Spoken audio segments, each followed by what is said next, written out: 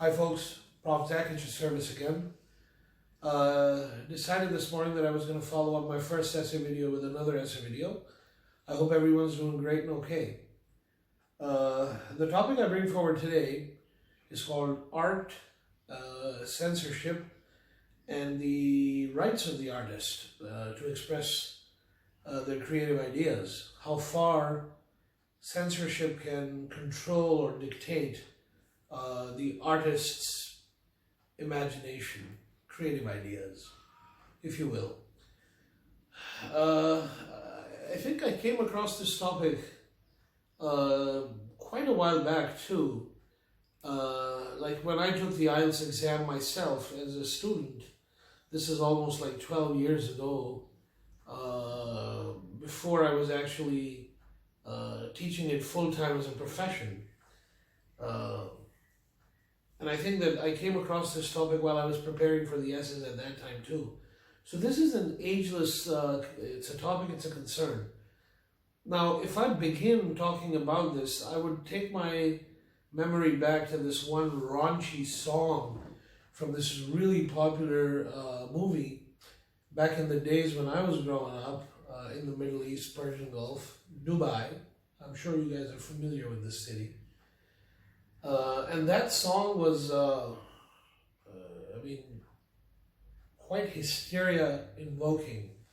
It was raunchy, the lyrics were suggestive, and the song was a really popular ditty. It was a super hit all over the place. However, somebody petitioned in the censorship court, and they reviewed, and finally, well, initially, you know, they just kind of banned the song because of its raunchiness and suggestiveness. But then later on, at the behest of the producer and the director of the movie, they kind of re-reviewed their decision, and ultimately that song made it to the final cut of the movie. Now, I start with this example deliberately because, you know, this kind of thing happens all the time.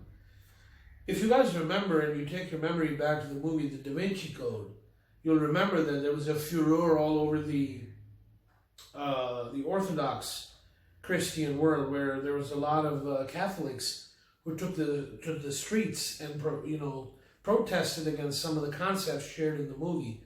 However, the movie was based on a book by a really famous novelist called Dan Brown. And of course, I'm taking these names with their full respect and copyright to them. If in any way they feel disrespected or insulted, I apologize in advance, and I take back the names on air if I tend to ruffle any feathers or tread on any toes that I shouldn't be. So I'm apologizing in advance to the creative geniuses behind these works of art.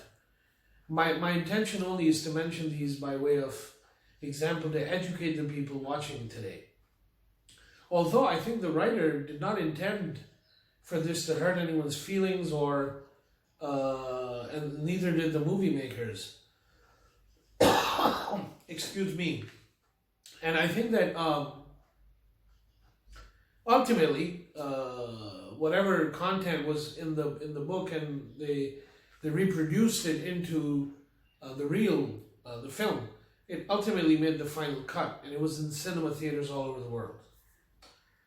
So now my question is, what is the extent to which there should be artistic freedom of expression allowed? I guess the first question that would come to mind is when we say freedom of expression or freedom of speech, and that's a constitutional right in lots of countries, lots of democratic countries. Does that entail even artistic expression as freedom of speech? I mean, that's just a question. And again, I'm thinking out loud here, you know.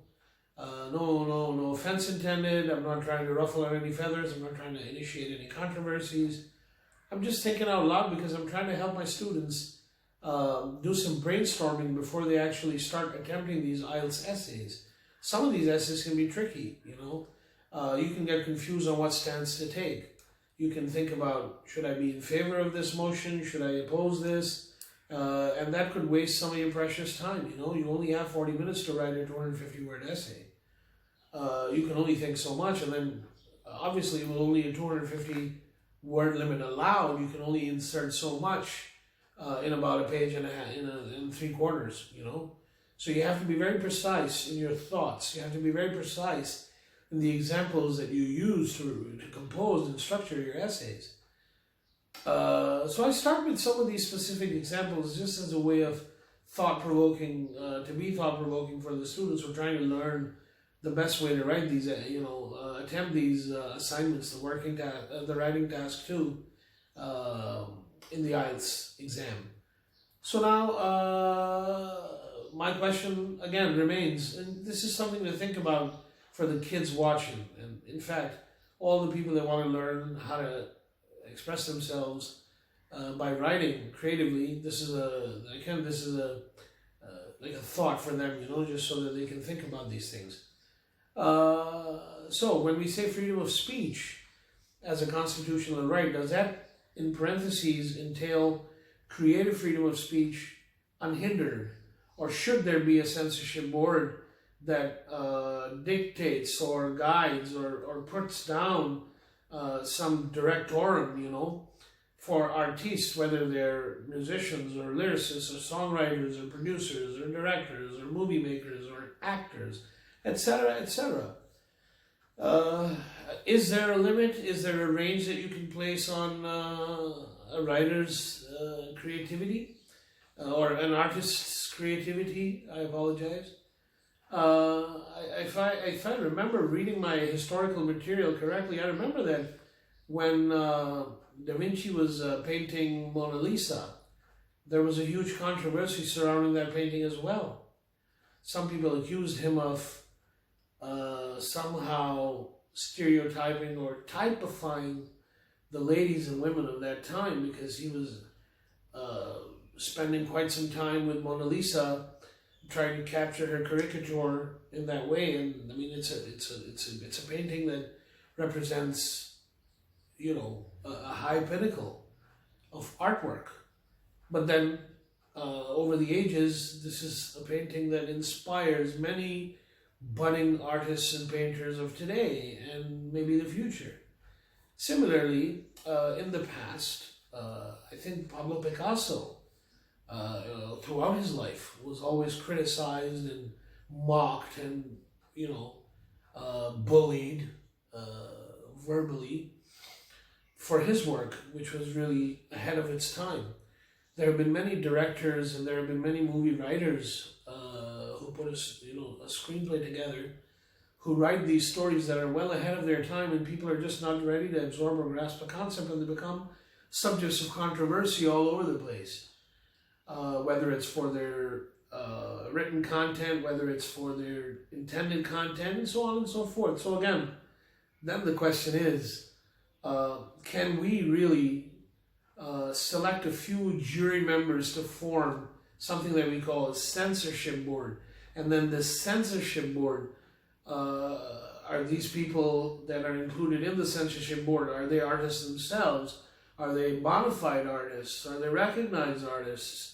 Are they people that have a substantial body and volume of work that can evidence their ability to actually ascertain, you know, whether this material is, censorship worthy or not? And if that's not the case, if these are just regular Joes who put together a censorship board, then really it should always maybe be left best to the audience to decide whether this work is something that people find offensive or it hurts their feelings, so on and so forth. And again, this is entirely academic. This is only it was the topic that was in the essay, in the exam. It's not my topic. I didn't think of this. I'm just thinking aloud.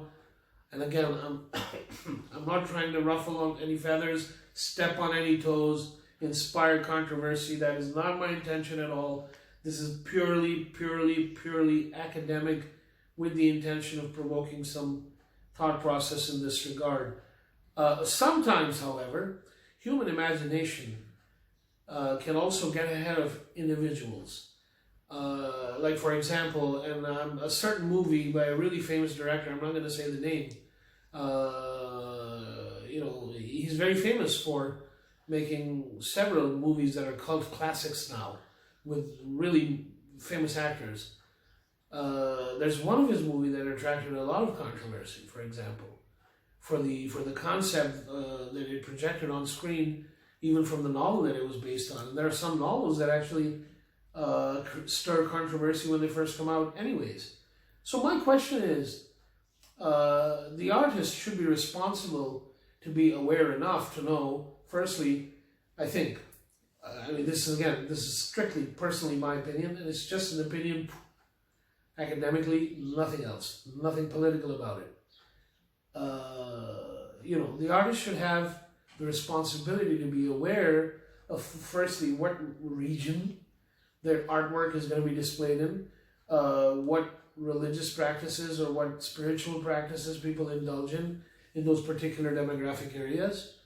Their artists should be aware and responsible of the consequences, and if they have an intention in their heart while producing that work of art to actually spark controversy, to actually, with the intention of hurting some people, with the intention of actually offending someone or starting on their toes, I think the artist should be responsible enough then to limit the range on their own individual common law choice, natural law choice.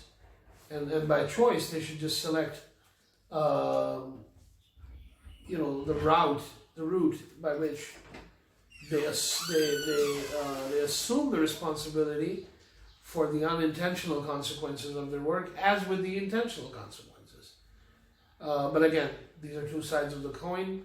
There's always also that gray area, which is called the devil's advocate, that, like for example, somebody with children's books, do you censor their work? It's just maybe if they're drawing a picture of a dog and a fox and putting them in a certain context, should they even bother about censoring their work? This is an unending debate, and it's rather lengthy, and again, just something to give you to think about. Once again, the topic is artists, censorship. To what extent does the artist have freedom of expressions, rights? And to what extent does the censorship media have the freedom to limit or range their work? Prof.ZAK, yet with another IELTS topic. Once again, thank you. Have a blessed day.